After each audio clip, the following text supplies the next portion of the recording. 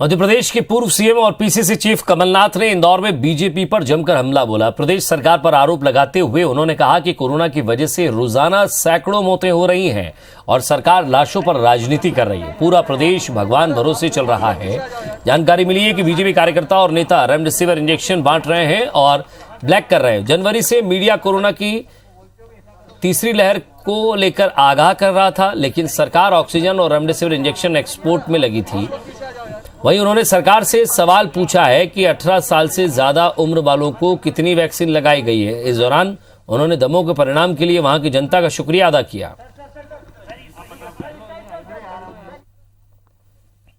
आज कोई चिंता नहीं किसी को, केवल घोषणाएं कर लो और वैक्सीन लगाएंगे। क्या कितनी वैक्सीन लग रही है? मैं तो पूछना चाहता हूं कि इंदौर में आज से कितनी वैक्सीन लग रही है, ये आंकड़े दें कितनों की वैक्सीन लगी।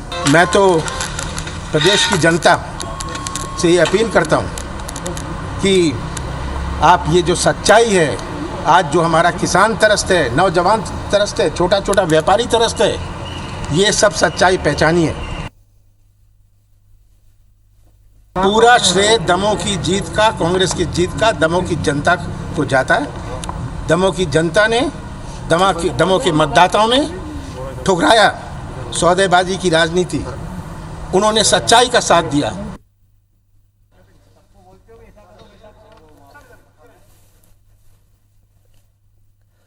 तो मध्य प्रदेश के पूर्व सीएम और पीसीसी चीफ कमलनाथ ने इंदौर में बीजेपी पर जमकर हमला बोला है। प्रदेश सरकार पर आरोप लगाते हुए उन्होंने कहा कि कोरोना की वजह से रोजाना सैकड़ों मौतें हो रही हैं। सरकार लाशों पर राजनीति कर रही है। पूरा प्रदेश भगवान भरोसे चल रहा है। और ज्यादा बातचीत के लिए इस पर हमारे साथ रवि सक्सेना जी और नेहा बग्गा जी जुड़ गए। नेहा बग्गा जी बीजेपी से, रवि सक्सेना कांग्रेस से नेता हैं, दोनों हमारे साथ हैं। सबसे पहले मैं नेहा बग्गा जी आपसे जानना चाहता हूं, एक बड़ी टिप्पणी की है, यहाँ पर कहा जा रहा है लाशों पर राजनीति हो रही है, ध्यान नहीं दिया जा रहा है, न इंजेक्शन को लेकर, न बेड को लेकर, न ऑक्सीजन को लेकर, सिर्फ और सिर्फ राजनीति करने में लगे हैं शिवराज जी। विजय जी देखिए, आज का जो समय है, जिस प्रकार का पैंडेमिक से हम सब जूझ रहे हैं, चाहे मध्य प्रदेश हो या पूरा देश हो, इससे कोई भी अछूता नहीं है। और मुझे लगता है कि कमलनाथ जी ने जिस प्रकार की बातें की हैं, उस पे टिप्पणी करना मुझे नहीं लगता कि इस समय की कोई आवश्यकता है अभी। और जहां तक है बात दमोह चुनाव की, कोरोना महामारी में मध्य प्रदेश की व्यवस्थाओं की, तो मेरा मानना है कि कमलनाथ जी का कद बहुत ऊंचा है।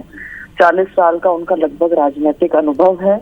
अगर वो उस अनुभव का इस्तेमाल करेंगे, एक बड़े उद्योगपति हैं, अगर अपने कॉन्टैक्ट्स का इस्तेमाल करेंगे, तो एक हाथ वो भी सरकार की तरफ अपना आगे बढ़ा पाएंगे। और जनता को कहीं अगर मुश्किल आ रही है तो उसमें उनका सहयोग हासिल होगा। इससे ज्यादा मुझे नहीं लगता कि मैं इस पर कुछ भी टिप्पणी करना चाहती हूँ। जी, लेकिन आप टिप्पणी नहीं करना चाहती, लेकिन कांग्रेस तो लगातार टिप्पणी कर रही है। कांग्रेस लगातार सवाल उठा रही है। विजय जी देखिए, आप मैं जहाँ तक मेरी जानकारी अगर गलत नहीं है तो आप भी कोरोना योद्धा हैं, आप भी पॉजिटिव हुए थे, इससे जंग लड़कर वापस लौटे हैं। बिल्कुल ठीक है कि जो ये कह रहे हैं कि मध्य प्रदेश या देश या को विश्व में जहाँ भी कोरोना आया है तो वो भगवान भरोसे है। जी हाँ, जो हमारे डॉक्टर्स हैं, जो हमारा पैरामेडिकल स्टाफ है, जो हमारे एडमिनिस्ट्रेशन के लोग हैं, जो पुलिस है, जो समाज सेवी हैं, जो हमारे दोस्त हैं, जो हमारे परिवार के लोग हैं, वो सभी भगवान है इस समय। जिससे जो बन पड़ रहा है वो कर रहा है। जी। आप देखिए, फैब्रिकेटर्स ने अपनी दुकानें बंद कर दी हैं, जो सिलेंडर्स हैं उसको फ्री में उपलब्ध करा दिया है। सरकार की तरफ से जो हो रहा है, राउंड द क्लॉक मीटिंग्स हो रही हैं। जिस प्रकार से लोग बाहर आ रहे हैं, खाना खिलाने का काम कर रहे हैं, वो हो रहा है। जो काला बाजारी कर रहे हैं, उनको लोग पकड़वाने का काम कर रहे हैं, उन पे एनएचए लगाई जा रही है। तो चारों तरफ से समाज एकत्रित होकर सामने आया है और इसमें एकजुट होकर काम कर रहा है। जिन लोगों को राजनीति करनी है या जो राजनीतिक गिद्ध बनकर बैठना चाहते हैं, तो उन्हें इस प्रकार की राजनीति बहुत बहुत बहुत मुबारक, क्योंकि हम में से कोई ना कोई अपने किसी न किसी परिवारजन को कहीं पर खो चुका है, किसी को मुश्किल में देख रहा है। तो आज समय है कि अगर हम यानी कि सरकार अगर सबकी तरफ नहीं पहुंच पा रही है, तो दूसरे जो हैं वो भी अगर अपना हाथ आगे बढ़ाएंगे तो निश्चित ही हम सब तक पहुंच पाएंगे।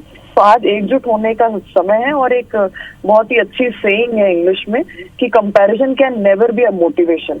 अभी मैं आपको कई सारे उदाहरण दे सकती हूँ, नासिक का, महाराष्ट्र के अलग अलग हिस्सों का, राजस्थान का, पंजाब का, छत्तीसगढ़ का, पर मैं नहीं जाऊंगी उस पर। क्योंकि कोरोना पैंडेमिक में तो कम से कम ये बात बिल्कुल सही है कि comparison can never be a motivation. जी, रवि सक्सेना साहब, ऐसा क्यों लग रहा है कांग्रेस को कि कहीं काम नहीं हो रहा है, सिर्फ मौतों पर राजनीति हो रही है? नहीं, अगर आप देखें, मैं नेहा की बात से बिल्कुल सहमत हूं कि ये महामारी में इस समय हम सबको एकजुट होकर इस लड़ाई को लड़ना पड़ेगा, जीतना पड़ेगा। और जो जनता आज पूरी तरह से त्रस्त है उसको हमको राहत पहुंचाना पड़ेगी। और माननीय कमलनाथ जी ने भी आज यही कहा है कि आज सरकार की सबसे बड़ी जिम्मेदारी है कि वो बाहर आकर पूरी शिद्दत के साथ, पूरी मेहनत के साथ, पूरी ताकत के साथ, पूरे संसाधनों के साथ अपना जो बेस्ट है वो आज दें। ऑक्सीजन की जो कमी है और जिससे लोग आज मैं समझता हूं कि मेरे को बहुत दुख है ये बात कहते हुए कि ऑक्सीजन की कमी से इस मध्य प्रदेश के अंदर कम से कम नहीं तो 250-300 मौतें हो चुकी हैं और सरकार की आंख से एक आंसू भी नहीं गिरा। किसी को, अधिकारी को, किसी भी व्यक्ति को आज दोषी नहीं बताया गया, उसके ऊपर कोई कार्रवाई नहीं की गई है। आज भी माननीय कमलनाथ जी लगातार पूरे देश के अंदर उद्योगपतियों से बात कर रहे हैं, ऑक्सीजन का कोटा बढ़ाने की बात कर रहे हैं, रेमडेसिविर इंजेक्शन को अधिक से अधिक मध्य प्रदेश को देने की बात कर रहे हैं, ला भी रहे हैं, कर भी रहे हैं। चाहे ग्वालियर का मामला हो, चाहे इंदौर का मामला है, चाहे भोपाल का मामला हो, वो लगातार मेहनत कर रहे हैं। पूरे कांग्रेस के लोग लगे हुए हैं और कांग्रेस के लोग भी अपने लोगों को खो रहे हैं, भारतीय जनता के पार्टी के नेताओं को भी वो लोग खो रहे हैं।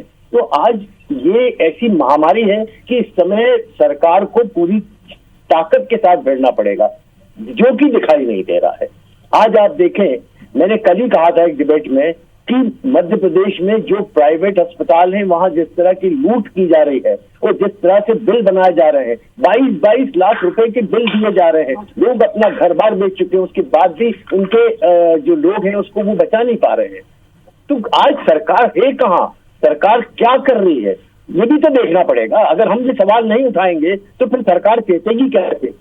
सरकार के लोग तो आज अपनी विवाह वर्षगांठ बना रहे हैं। बंगाल की जो 5-6 लोगों की जो हत्याएं हो गई हैं उन पर बैठे हुए धरना प्रदर्शन करने। आज गृह मंत्री को फील्ड में होना चाहिए, पूरी मुस्तैदी के साथ खड़ा होना चाहिए महामारी की लड़ाई के। वो बंगाल में चुनाव में बैठे हुए हैं, फिर आके यहाँ पर धरने पे बैठे हुए हैं। सरकार पूरी कहाँ है? स्वास्थ्य मंत्री को ढूंढ रहे हैं। यहाँ की सांसद के लिए मैंने कहा कि 10,000 रुपया मैं देता हूं, उनको ढूंढ के लाओ। आज वो गायब है। 27 सांसद गायब है। भारतीय जनता पार्टी के 117-18 जो विधायक हैं वो गायब है। तो आखिर सरकार है कहाँ? मंत्रिमंडल है कहाँ? और शिवराज जी जो है वो लगातार केवल और केवल बैठकें कर रहे हैं। बैठक, भोजन और विश्राम, शिवराज सरकार के 3 काम।